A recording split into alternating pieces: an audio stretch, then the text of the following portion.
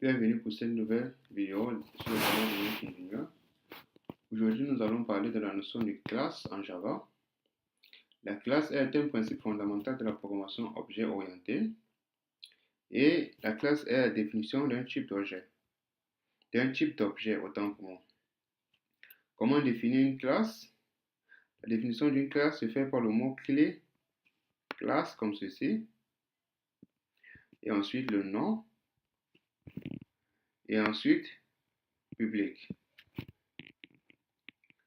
Et lorsque vous avez défini votre classe comme ceci, vous êtes capable de mettre des lignes de code dans la classe. Vous êtes capable de mettre des attributs comme par exemple ceci, que je vais définir ID comme ceci. Vous êtes capable de faire plein d'autres choses que nous allons voir dans les vidéos suivantes. Comment importer une classe? Pour importer une classe, il existe deux façons. Vous pouvez importer de la manière suivante. Vous faites Java comme ceci. Vous faites .utile comme ceci. Vous faites .vecteur comme ceci. Ensuite, vous définissez un paramètre comme ceci. Vous allez faire new vecteur comme ceci.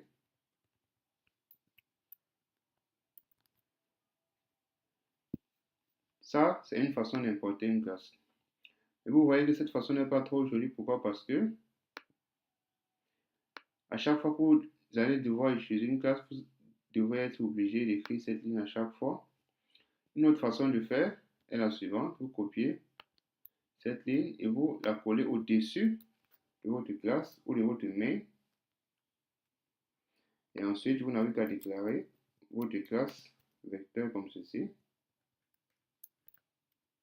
Et vous voyez que ça marche automatiquement. Là, vous êtes capable de créer un objet de cette classe 100 000 fois et vous n'êtes pas obligé à chaque fois d'écrire cette ligne sur chaque déclaration. Ensuite, lorsque vous avez créé votre classe comme ceci, je vais vous montrer comment instancier une classe. Extension d'une classe. Alors, pour cela, je vais venir créer une autre classe ici, comme ceci, que je fais appeler make. Et je ne définis pas cette classe comme main, mais plutôt je définis cette classe comme une classe normale. Et ensuite, je vais juste private integer id comme ceci. Et une fois avoir fait cela, si vous voulez peut-être utiliser la variable, moi je vais la mettre public.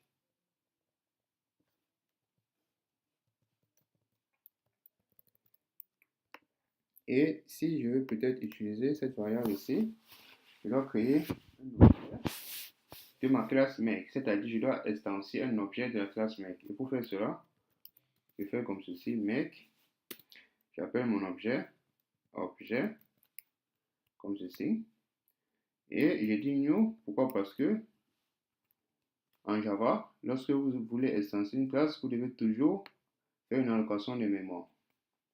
Raison pour laquelle je fais new comme ceci, ensuite make.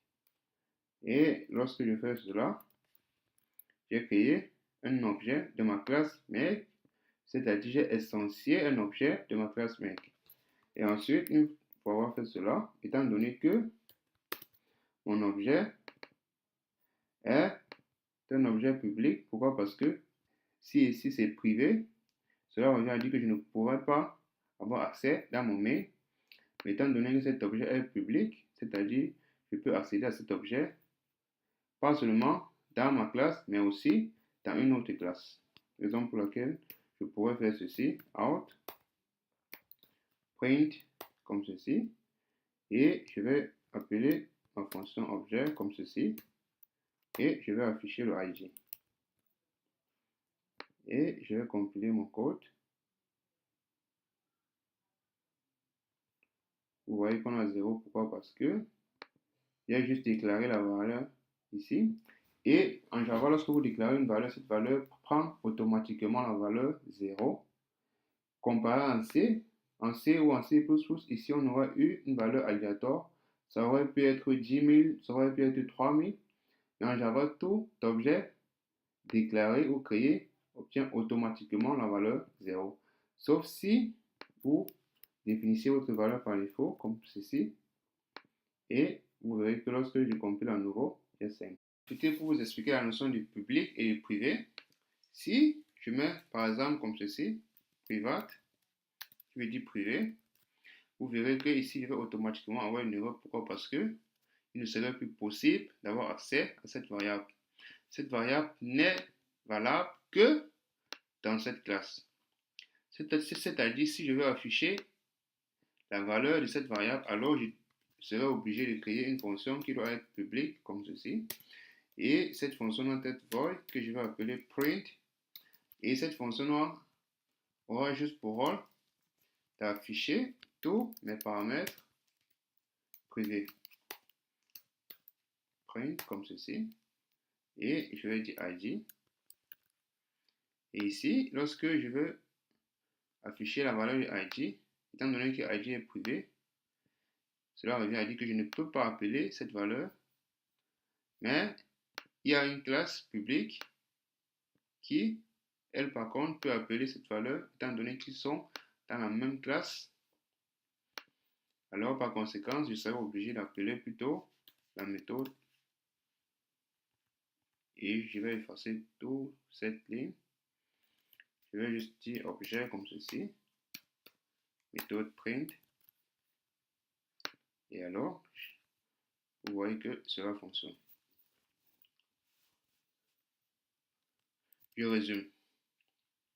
Une classe se définit par le mot clé classe, comme ceci, suivi de son nom et des paramètres qui composent la classe. Et si vous voulez importer une classe, n'oubliez pas le mot import, comme ceci, java, point, utile, dans notre cas, comme ceci, et vecteur.